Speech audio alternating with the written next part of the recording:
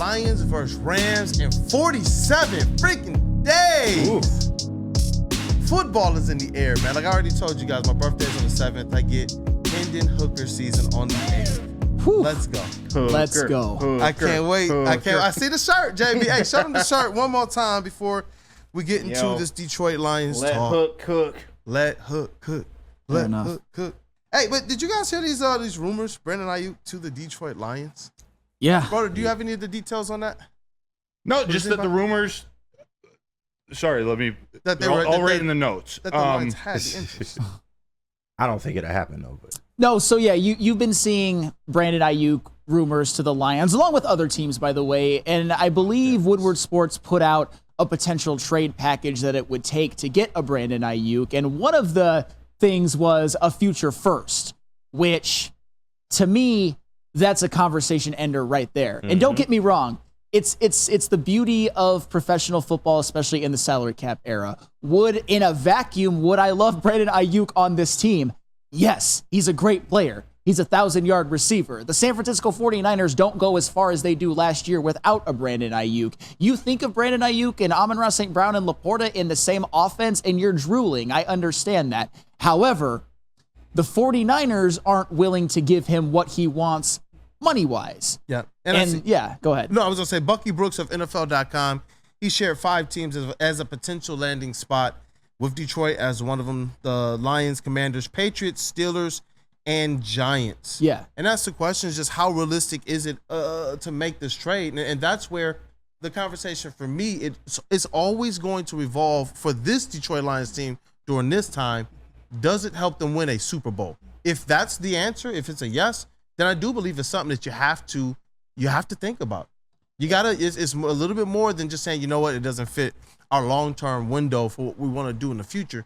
But if it can help them get to and win a Super Bowl this year, isn't that something that you have to really seriously consider? And with the right package to give them, yes. Because would Brandon Aiyuk make this a Super Bowl team? Just if you're talking about plug-and-play players, I think yes. Although the Lions culture and the Lions, what they're trying to build, I think the fact that Brandon Aiyuk is asking for a trade from San Francisco because he's not getting enough money, I think that that's something that is a red flag for Brad Holmes and Dan Campbell and the entire front office. I think it's so red that a bull would charge it right now how big the red flag is, for real. Because, and also, Brad Holmes has obviously proved his prowess as a phenomenal drafter. I mean, you got a receiver in the 4th round in 2021 who's better than Brandon Aiyuk. And don't get me wrong, Brandon Aiyuk and Amon-Ra St. Brown on the same offense could be potentially electric, but if you have to give up too much, I don't think that's something that the Lions would do.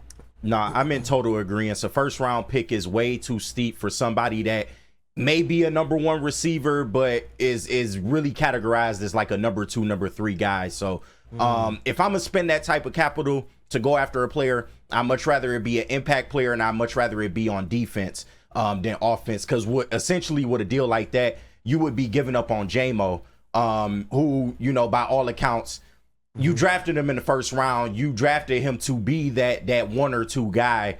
I know he hasn't shown it to this point, but I'm not ready to necessarily give up on J-Mo just yet, especially seeing that this is the year he's supposed to take a step in that role. So I would avoid that, especially for a 1st-round pick. I just think that's too steep. And that was the question I was going to ask as well, is I do wonder, with the stated and the reported belief that the Detroit Lions have in J-Mo. They're talking about not just we believe he's going to produce this year, but that he can be a bona fide number 2, and that means that if Amon-Ra has to miss a game, this is going to have to be a guy that we believe can step up and be that number 1.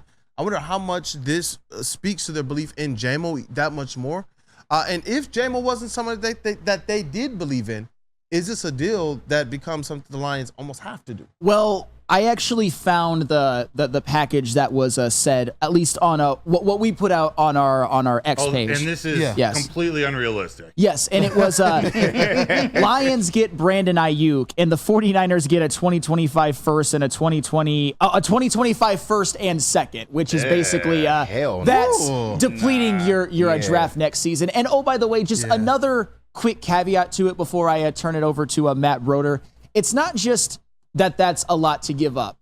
It's that you just gave long-term expensive deals to Penei Sewell, Amon-Ra St. Brown, and Jared Goff. You're probably going to give one to Aiden coming up soon. Hell, you might give one to one of Aleem or Iffy, depending on how this season goes. And by the way, in your last draft that you had, not the last one, the 2023 one, in which you actually saw them play their rookie seasons, you have two guys who by the time they're up for an extension might be damn near the best at their position, Sam Laporta and Brian Branch, and neither of them have fifth-year options. Yep. So you're going to have to be paying hefty contracts, multiple of them soon. That's the unintended consequence of drafting so well. Yeah. And Brandon Aiyuk, he's somebody that if the 49ers aren't willing to give him what he wants, I don't think the Lions would, especially since he's not proven in a Lions uniform. He's obviously proven in the NFL. Broder? Yeah.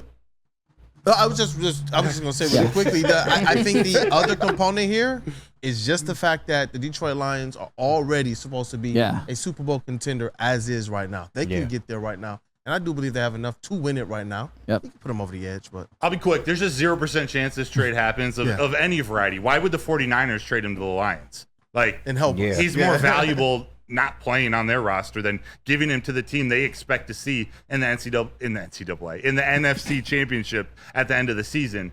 And you wouldn't say no to a first and a second rounder. That you probably run and make that trade regardless if it's the Lions. That's not happening. Why would you trade for trade capital anyway? The 49ers are going for it now. They would want a player in return, and so you're looking at a disgruntled player at another play. It's not happening with the Lions. Sure, it would make the offense nearly unstoppable. They're nearly unstoppable anyway. Yep. That's the ultimate. You don't have to be desperate. Yep. You don't have to go out there and try and figure out what you need. I think that next assessment happens just before the trade deadline based on any in-season injuries, knock on wood, that you may sustain, or if there's a player who's not quite working out the way that you thought, and you believe that can be detrimental to your ability to get to the Super Bowl. But I just think that they're robust, and I do believe they got the like the proper insurance around that as well. I like what the Lions are. I believe in the Lions. Super Bowl run.